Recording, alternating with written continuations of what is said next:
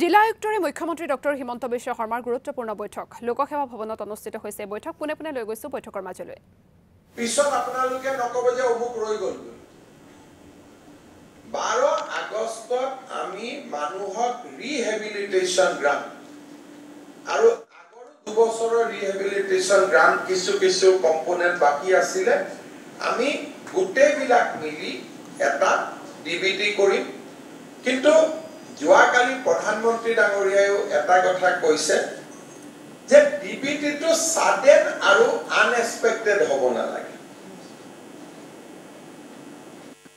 তাহলে আমি বেনিফিচিয়াৰিক sanction letter খিনি নিদিও নিদি পেলাই আমি ডিবিটি কৰি দিও ৰাখো তেটা মানুহে ভাবে মোৰ ইন্সুৰেন্সৰ প্ৰিমিয়াম আহিলে নেকি যোৱাকালি ডিসকাস হৈছে যে কৃষক সন্মান নিধি যেতিয়া 2000 টকাটো কমায় এতিয়া এটা ষ্টাডি ওলাইছে যে 30% কৃষকে গম নাপায় যেটো কৃষক সন্মান নিধিৰ পইচা ওলাইছে তামনে তেওঁলোকৰ ভাবে মোক লৰাই পঠাই দিলে নেকি পইচাটো মোক আন কোনোবাই পঠাই দিলে নেকি অৰ্থাৎ কাৰোবাৰ পাবলগীয়াও পইচা থাকে বেংকত ট্ৰানজেকচন থাকে আজিকালি মানুহে বেংক একাউণ্ট অকল চৰকাৰী ট্ৰানজেকচনৰ কাৰণে নকৰে there are lot of transaction যেটো মানুহৰ বেংকত দৈনন্দিন চলি থাকে আজি আমাৰ বহুতৰ একাউণ্টত যেতিয়া 2000 3000 5000 টকা সোমায় কবাৰ দৰমহাৰ টিএৰ পইচা সোমায় ডিএৰ পইচা সোমায় আমি কনফিউজ হৈ যাও যে কোনটো টিএৰ পইচা সোমালে কোনটো ডিএৰ পইচা সোমালে আৰু আমি সুধি লব পাৰো কৃষকজনে কাক সুধিব যেটো কাৰ টকা সোমালে কালি প্ৰধানমন্ত্ৰীয়ে কৈছে যে ডিবিটি বিকামে মন এটা কি কৈছে এটা ভালৰ এক্সাৰসাইজ হৈ আছে আমি ইয়াত বহিলো পুশ কৰি দিলো কোনে গমে নাপালে যে পইচাটো কোৰ পৰা আহিলে কি আহিলে যদি 12 তাৰিখে আমি ডিবিটি কৰো 7 দিন আগত স্যাংশন লেটাৰ খিনি আমি ডিস্ট্ৰিবিউট কৰিব লাগিব যদি আপোনালোকে ভাবে নহয় 15 আগষ্টৰ আগতে অলপ দিগদাৰি হ'ব তেতিয়া আমি স্যাংশন লেটাৰ ডিস্ট্ৰিবিউচনৰ আমি এসপ্তাহ কৰি তাৰ পিছত আমি ডিবিটি কৰি maybe DBT can then happen on 22 তাৰিখ বুজি পালে So without sanction letter, DBT should not happen. সেইকাৰণে আমি অহা কালি বা পৰখি কেবিনেটত ঠিক কৰিলাম অন্তত যিসকলে হাউস ৰিহেবিলিটেশ্যনৰ পইচা পাব কিমান পাব 1,20,000 और जी and बाकी जितो আমাৰ So, যিসকলে অন্তত ঘৰৰ নিৰ্মাণৰ কাৰণে পইচা পাইছে কোনোবা মানুহে গৈ তেওঁলোকৰ কাগজখন দি ক'ব লাগিব যে ভাই তোমালোকে ঘৰটো বনাই লবা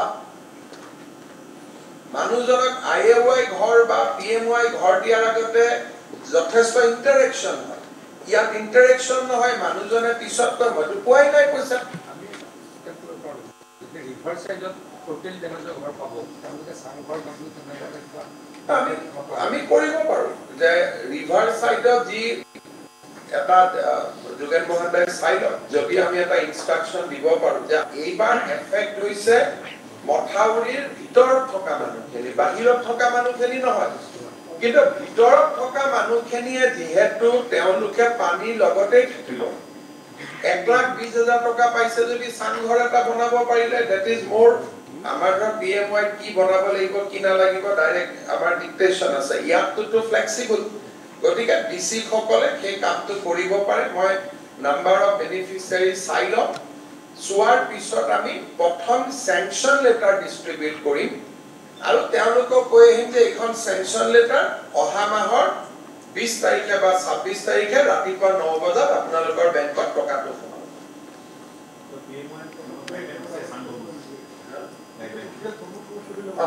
নহলে এই গোটেই ঘটনাটো অকনমান ডিবিটিটো লৈ অলপ খেলিমেলি হৈ আছে মই অৰুণোদয় নাই অৰুণোদয় কি হৈছে অৰুণোদয় পইণ্ট 2 আমি যেতিয়া মানুহখিনিক ফোন কৰো যে আপুনি অৰুণোদয় পাইছে নে কলে মইতো পোৱা নাই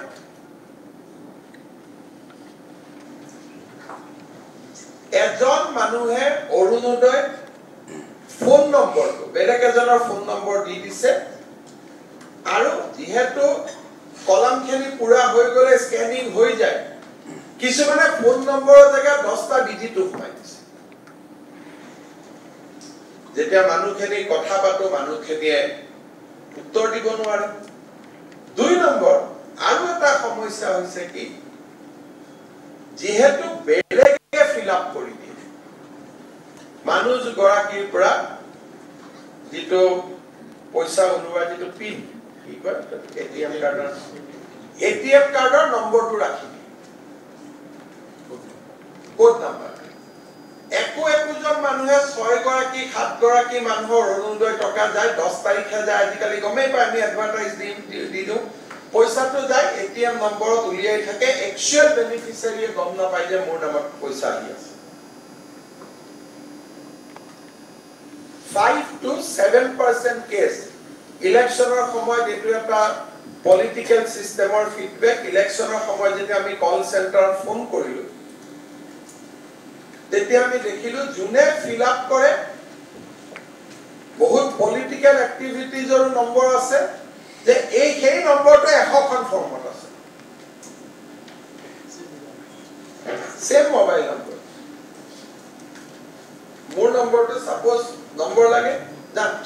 যাক মই ফিল আপ কৰিব দিছো ইয়ে নম্বৰটো দি দিছে নম্বৰটো লিখালৈকে প্ৰবলেম নাই